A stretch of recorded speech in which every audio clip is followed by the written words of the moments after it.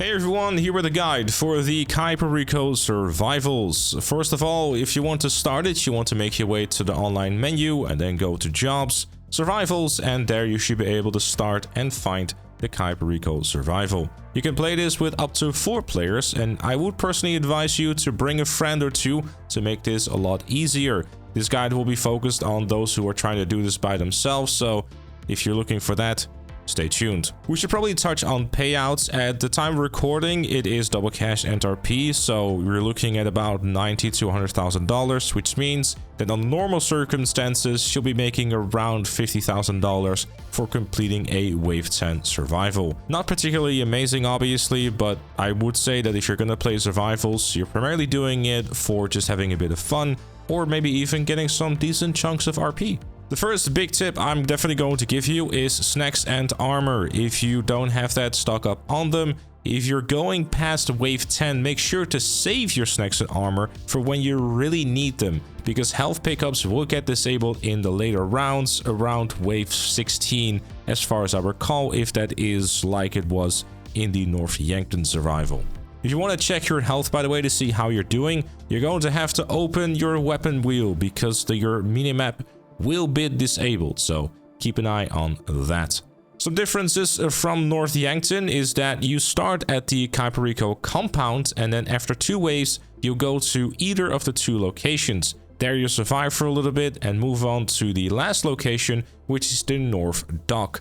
Once you've completed round 10, you then will be able to have 2 different options. Either you decide to just end it and just go to the airstrip and fly back to Los Santos, or you can select any of the 4 areas you want to do the endless waves in. For the endless waves, I personally found to be the North Dock to be the best spot, very closely followed by the compound location, because really of how much space you have and how easily you can line up zombies, and in the case of the North Dock, you can constantly restock RPG ammo, which is extremely useful for certain enemy types. Speaking of enemy types, there are a few new ones in the Cayo Perico survival that are definitely worth mentioning, such as the Conquistadors, which will have a musket and will hit you. Yes, they are shooting back, and the only way to take them out is by meleeing them, and the best way to melee them, in my opinion, is by equipping a pistol and just giving them a quick smack in the nose. The amount of people that came into my chat asking why they didn't die because they shot 20 RPGs at them was indeed quite amusing to see. I'm sure there's a few of you watching this going, oh, that's how you kill them. I know, it's not really great on Rox's part, that one. Then there is the splitter, which will split in 2 every time that you kill one until you've killed the final one. Molotovs are especially useful for these, or a quick spray and pray with the assault shotgun or the minigun in the earlier rounds. In later rounds, shooting them isn't really that effective, and Molotovs really become clutch here.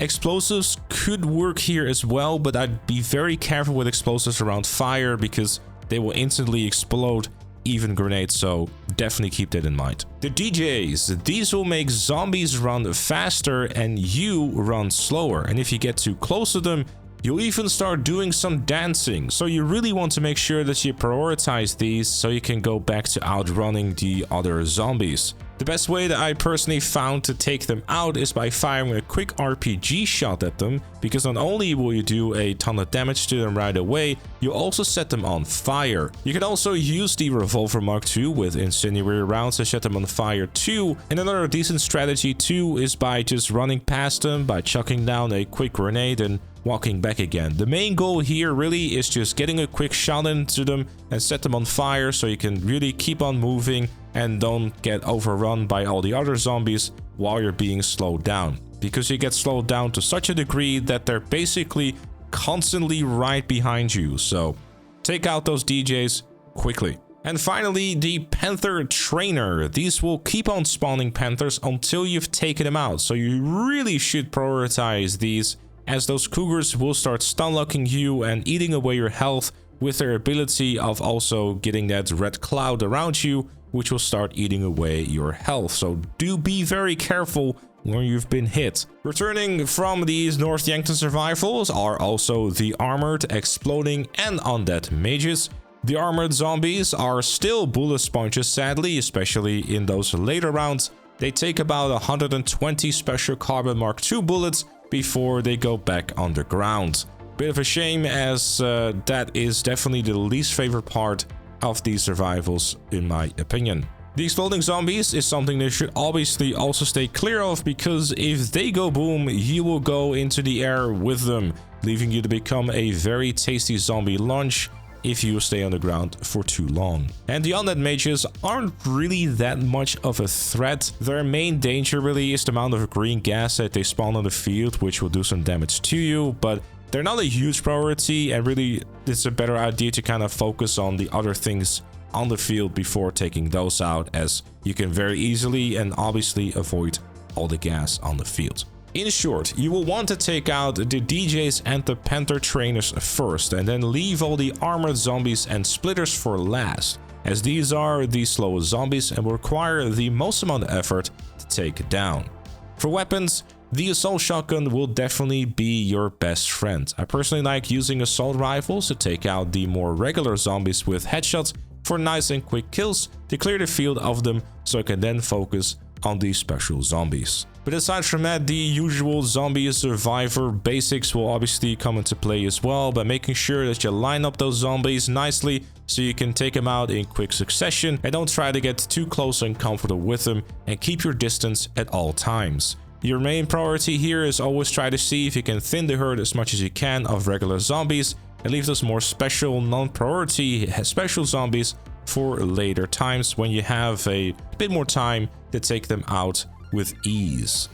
To focus a bit more on the high round strategy, I personally had a lot of success on the North Dock. The reason for that is because you have this nice long stretch on the side of the water where you can easily line up zombies, spray out all the normal ones, leave the more special ones, and also utilize the RPG ammo, where every time you pick up an RPG, you'll get 5 rockets, so you never run out of ammo. Shooting a quick rocket at one of the DJs will set them on fire, and if you have multiple of them around the field, you can just kind of rinsing and repeating them until all of them are down. There really is no point in trying to engage with any zombies until the special zombies are gone, like the Panther trainer and like the DJ. The Panther trainer can just at some point just have like 4 or 5 panthers just hounding at you, and if you're not paying attention, you're going to die. So please do keep that in mind. Keep your distance and don't try to get too cozy with them, or else you're going to have a whole heap of trouble, and you want to avoid it at all costs. Cayo Perico Survival, in my opinion, feels like it is more difficult than the North Yankton one based on these new enemies that are there. Don't underestimate the Conquistadors as well, by the way, because they will hit you and they will take away a chunk of your health. And if you get too comfortable with thinking, oh, they'll miss me anyways and I have a musket, you got another thing coming. But those are some of my tips for the Cayo Perico Survival. If you have any of your own, make sure to leave them in the comments down below. Thank you for watching, and I'll see you all later.